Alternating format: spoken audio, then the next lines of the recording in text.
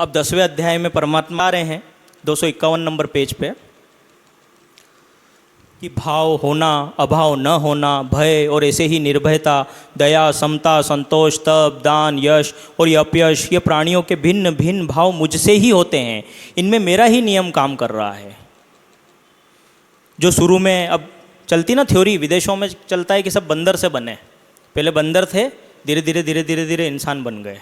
पर हमको परमात्मा बता रहे हैं कि पूर्व काल के 7 महर्षि और 4 मनु, जिनका यह लोक है और जिनकी ये प्रजाएं हैं, वे मेरे ही मानस संकल्प से उत्पन्न हुए, परमात्मा के मानस संकल्प से उत्पन्न हुए। पहले ज्ञानी थे, वहाँ से चलते चलते यहाँ तक आए। इस मेरी विभूति और योग शक्ति को जो जन यथार्थता से जानता है, वह अविचल योग से युक्त हो जाता है। जो परमात्मा की इन शक्तियों को जानता है वो कभी डामाडोल नहीं होता है। अब आगे तो अर्जुन बोलता है कि मैं आपकी इन विभूतियों को और जानना चाहता हूँ, ऐश्वर्य को, कि किस किस तरह से आप इस लोक में व्याप्त हैं। तो बहुत सारी चीज़ें बताते हैं परमात्मा की, हर जगह मैं हूँ।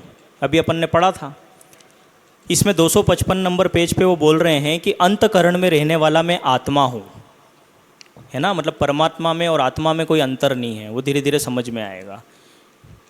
फिर वो बता रहे हैं 256 नंबर पेज पे कि मैं एकाक्षर ओमकार हूँ। और 257 पे वो बता रहे हैं कि हे अर्जुन, सृष्टियों का आदि, यहाँ शब्द क्या यूज़ करा है, सृष्टियों, मतलब बहुत सारा संसार, बहुत सारे ब्रह्मांड। अभी विदेशी लोग भी ये सोचने लग गए कि मल्टीवर्स थ्योरी, मतलब बहुत सारे ब्रह्मांड होते हैं। और हमारे शास्त्रों में पहले से बता रखा है, भगवान खुद बोल रहे हैं कि हे अर्जुन, सृष्टियों का आदि मध्य अंत मैं ही हूँ। मैं विद्याओं में आत्मविद्या हूँ, वाद विवाद करने वालों में मैं वाद हूँ। ऐसी एक कथा मैंने कहीं पढ़ी थी, पुराणों में आती है कि जब राम जी रामायण में सब जीत के आ जाते हैं, मतलब सब कुछ हो जाता है ना, अयोध्या वापस आ जाते हैं, सारी अच्छी स्थापना हो जाती है और बिल्कुल वो राजपाट करते हैं, राम राज्य की स्थापना हो जाती है। उसके बाद उनको अपनी लीला को ख़त्म करना रहता है, उनको जाना रहता है कि मेरे को वापस से शरीर त्यागना है। तो उस समय क्या होता है, उनको एक ही चिंता सताती कि ये बजरंगबली मेरे को जाने नहीं देगा, भक्त है, जाने नहीं देगा। तो वो फिर लीला रचते हैं। वो क्या करते हैं, अपनी अंगूठी को एक छोटे से खड्डे में गिरा देते हैं और बजरंगबली को बुलाते हैं कि हनुमान, छोटा सा स्वरूप धारण करके इसमें चले जाओ, मेरी अंगूठी नीचे गिर गई है। तो हनुमान जी भी जी प्रभु करके चले जाते हैं, नीचे नीचे नीचे नीचे जाते हैं। तो वहाँ पे क्या उनको कोई देवता मिलता है, तो उनसे पूछते हैं कि मेरे प्रभु की अंगूठी यहाँ गिरी है, तो वो कहाँ मिलेगी, पाताल लोक में। तो देवता बोलता है वहाँ ढेर लगा हुआ है, वहाँ जाके आप ले लो, बहुत सारी अंगूठियाँ हैं वहाँ पे। तो वो जाके देखते हैं, तो जब वहाँ पे जाके देखते हैं तो वहाँ पे बहुत सारी अंगूठियाँ रहती, तो अपने राम जी की अंगूठी उठाते हैं। फिर सबको देख के कन्फ्यूज़ हो जाते हैं कि यार ये तो सबके सब एक जैसी दिख रही है अंगूठी। तो वो जाके उससे पूछते हैं कि देवता जी आप बताएं मेरे को कि ये मेरे प्रभु की को अंगूठी कौन सी है, इतनी सारी अंगूठी में पहाड़ बना हुआ है। तो बोलते सब तेरे राम की जो अंगूठी है सब। बोले ऐसा कैसे हो सकता है? बोले तुम्हारा राम तो एक ब्रह्मांड का राम है, ऐसे हर ब्रह्मांड में राम होते हैं, परमात्मा हर ब्रह्मांड में ऐसी लीला करते रहते हैं।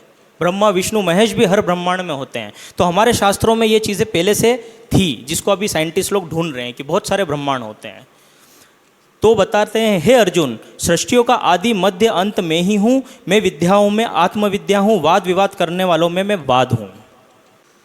अब आगे बताते हैं 258 नंबर पेज में 35वें श्लोक के नीचे वाली लाइन कि मैं छलने वालों में द्युत हूँ, जहाँ वे अपनी सब चालें चूक जाते हैं वो मैं हूँ। मतलब जब भी कोई छल कपट करता है भक्त के साथ, तो जहाँ वो छल कपट करने वाला चूक जाता है वो परमात्मा की शक्ति से होता है, वो मैं हूँ। और जीतना चाहने वालों में मैं नीति हूँ, नीचे, कि जो जीतना चाहते हैं उसमें, उसके लिए जो विजय करने, युद्ध में विजय चाहने के लिए जो नीति बनाई जाती है वो नीति में हूँ। अब आगे बताया 41 नंबर पे कि अपने ऐश्वर्य का सार वर्णन करते हुए महाराज ने कहा, जो जो वस्तु अद्भुत व ऐश्वर्य सहित है, श्रेष्ठ है, शोभा युक्त है और अतिशय शक्तिमान है, वह मेरे तेज प्रभाव के अंश से उत्पन्न हुई है, ऐसा तू जान ले।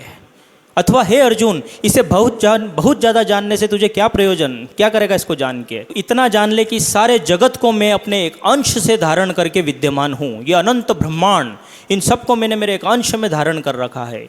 यह सारा विश्व मेरी शक्ति के एक अंश के आश्रित है, यही समझ।